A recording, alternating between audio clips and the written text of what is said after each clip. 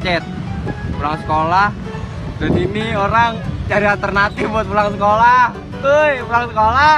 Baru-baru ini viral aksi seorang siswa dalam menghindari macet di jalanan telah membuat warganet melongo. Kelakuan siswa berseragam pramuka itu viral setelah dibagikan akun Instagram @jakarta.keras. Bagaimana tidak, ia memilih ngebut lewat jalur air, tepatnya sungai di pinggir jalan. Ia terlihat santai mendayung sebuah kano dan menggunakan helm, sepertinya siswa tersebut sudah sangat ahli dalam menggunakan kano. Hingga berita ini dipublikasikan, video tersebut sedikitnya telah mendapatkan 62.000 tanda suka. Semoga bisa segera direalisasikan, tulis akun ini sebagai keterangan Instagram, Kamis, tanggal 10 Maret tahun 2022. Sontak aksi pelajar tersebut mendapat beragam komentar warganet.